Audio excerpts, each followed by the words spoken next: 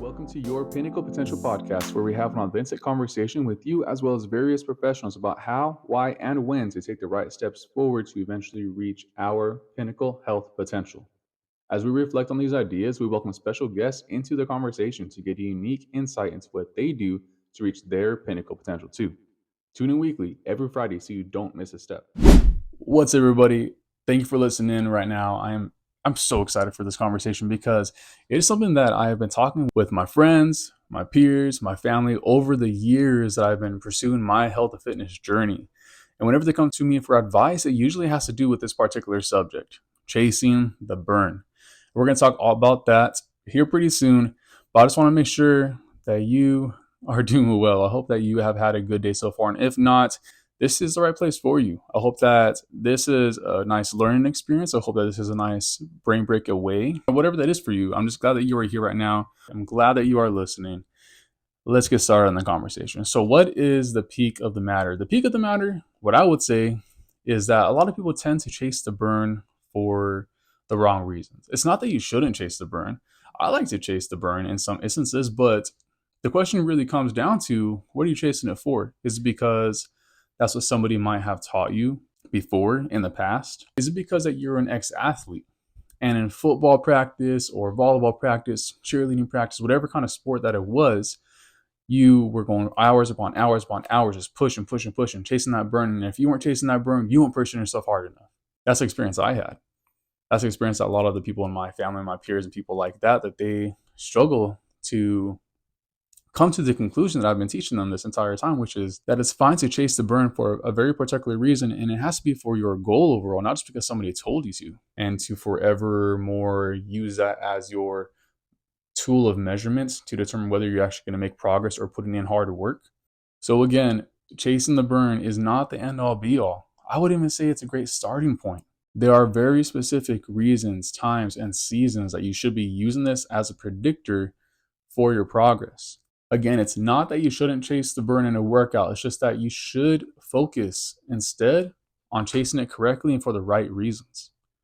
The burn is going to happen at some particular point. You are going to get that pump, and maybe the pump of the muscle is how you identify it being the burn that you are chasing. Whatever that is, maybe it's just getting a lot of heart pump from the cardio that you were doing, or just running a lot, just a lot of intensity. Whatever that is for you, whatever that mode or that measurement that you're using for a good burn in a workout or exercise is, I want to make sure that you're doing it for the right reasons, that you're actually getting results out of it. Again, the burn will happen, but that burn and the soreness later on is only a small predictor of whether your workout is actually good or not. And maybe nobody told you this, but you don't actually make progress and make gains in any particular way, whether it's muscular, whether it's for strength, whether it's for endurance. You don't make the gains during the work. You make the gains and the progress during your rest periods, during your rest time, during your recovery. That is whenever your progress is actually made. And the reason for that is because you are sending the signals through your movement, through your exercise, during whatever you are doing for your goal. You're setting a signal to adapt to that particular thing. During your recovery is whenever your body actually does the adaptation, if you're fueling it correctly, to actually make progress or at the least maintain your particular position in your fitness journey. So that's the peak of the matter.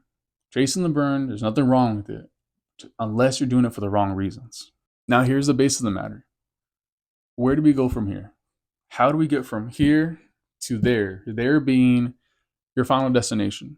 Well, I hope that you do have some very specific and particular goals that you're trying to get to, that you want to eventually end up at. And that's good.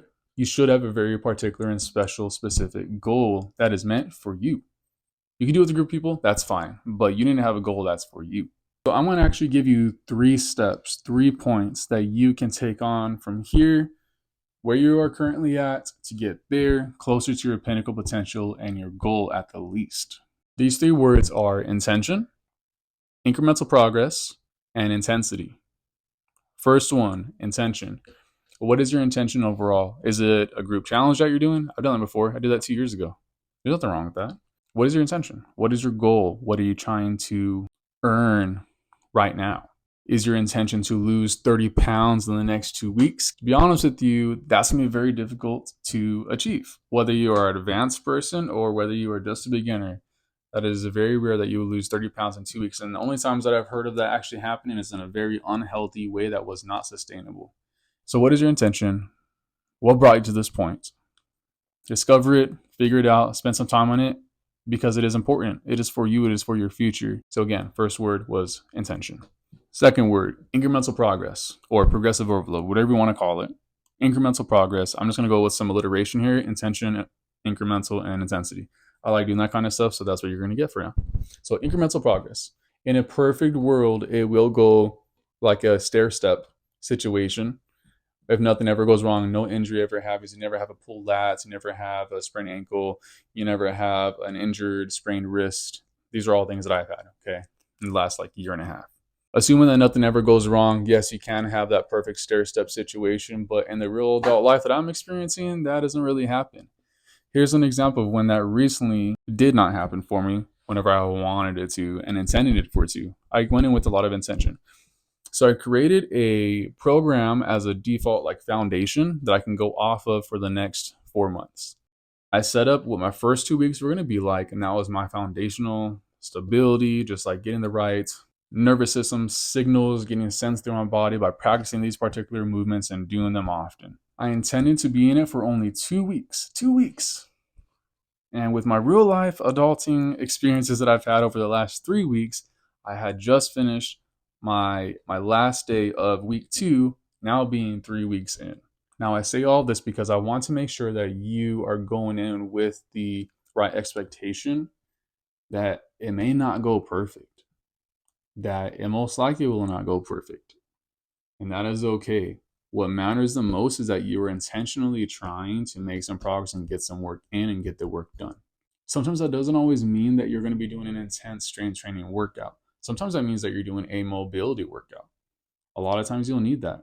And if you don't have that in your program, you should definitely add that in right now before it's too late and you get some unnecessary, unexpected injuries. It will happen. And if you're one of the blessed, rare individuals who does have that perfect stair step progress, that's awesome. You had a very awesome, perfect season right now in this certain time of your life.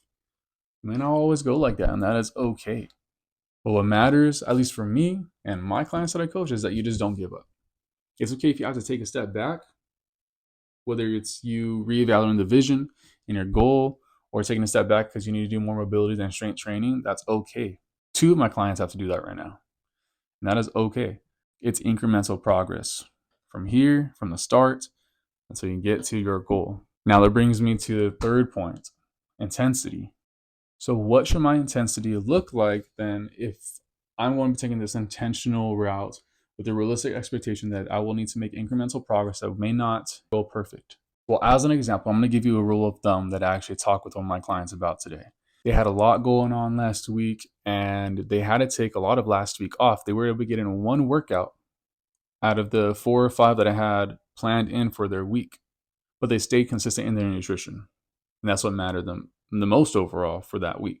So they were consistent in their nutrition. They had to take a step back, and now they're diving back in the beginning of this week. But I had him start off by doing a normal workout as he would normally have scheduled in his given week.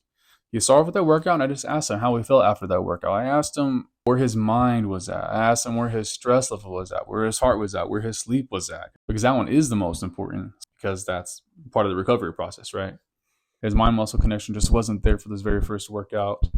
And I told him to still follow the program for the week. Whatever workouts he has scheduled, whatever reps and set range that he has, whatever tempo that he has set for his workouts for the week, do them the exact same. But for example, if you are going to do your first exercise for your leg day, which for you this week, your first exercise is squats.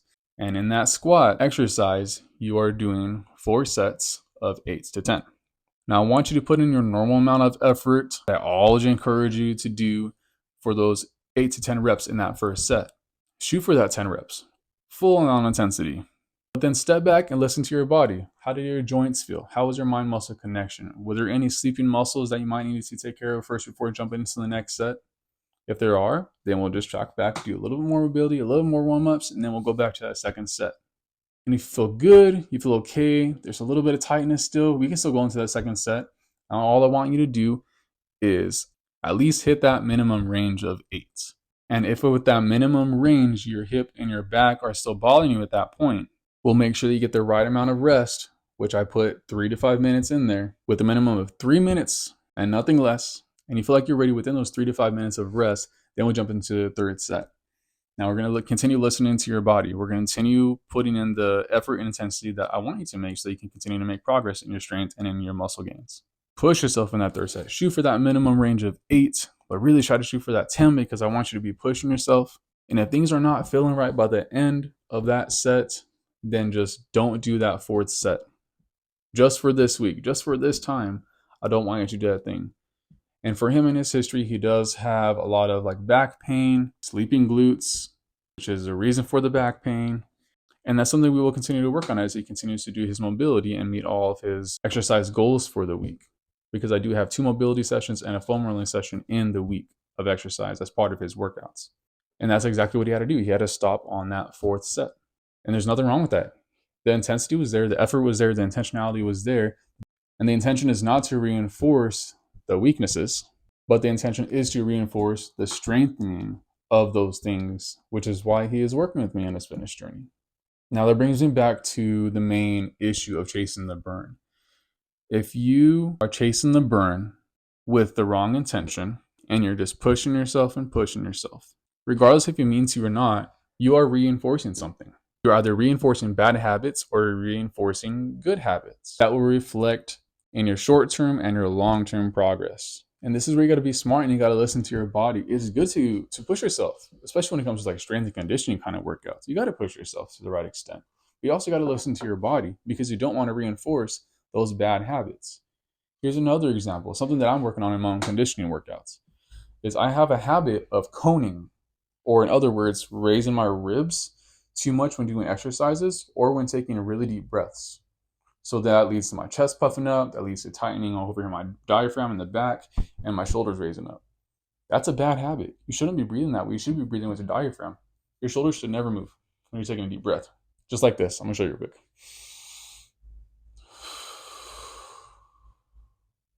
That's it. That's how you should be breathing. Even whenever you just came out of a really difficult exercise, even whenever you were just doing like 40 burpees for whatever reason, you can put your hands above your head, but don't shrug it. Keep breathing through your diaphragm, in through your nose, and out. That's how it should be. Now, if I wasn't paying attention to that and I was reinforcing the coning of my ribs and my shoulders going up, my recovery is going to diminish. My recovery and my conditioning is never going to reach to the extent that it possibly could. So I'm hindering myself. I don't want you guys to continue to hinder yourself towards your goals, but I don't want you to be in a place where you're still diminishing or hindering your potential progress towards your pinnacle potential. That's why I'm so passionate about this, because I see this all the time, especially when it comes to athletes or those who have never had a coach before. It's like one side or the other, like those who've been athletes with a coach 24/7 and those who have never had a coach. They just don't know. So again, your 3 words: intention, incremental progress, intensity. Now I'm going to go ahead and close up and finish up. But before I do that, I want to make sure I ask you the 3 questions that I ask, not just myself, that I ask not even just the people that I interview whenever a special guest comes on. But I want to make sure I ask you again. I asked you guys this in your first week, and I'm going to ask you again because I really want to know. I want to know where you're at. So here's the first of the 3 questions. What does reaching your pinnacle potential look like for you today in this season of life? That's the first question. Second question. What's the number one thing you are doing right now to get you from here to there, closer or to your pinnacle potential? And question 3, religious or not, is there anything I can pray for you and for your journey ahead?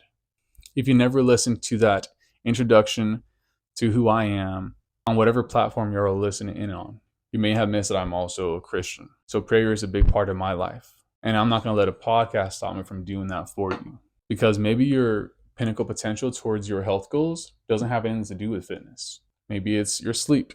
Maybe it's your spiritual life. Maybe it's your mentality. Maybe it's your habits. Whatever it is, I'm here to pray for you. And I got you guys. So think about those 3 questions. Please put them in the comments. Please DM me. Please message them to me because I want to help you towards your goals. I want to help you with them to eventually reach your pinnacle potential. I want to really thank you for listening in, not just for support towards me and what I'm passionate about doing, but also for taking a simple step forward to support your future too. If you found this helpful and want to support, please like, subscribe, or just follow. And also share it with someone that you know could use some positive guidance to help them reach their pinnacle potential too. God bless. Seriously.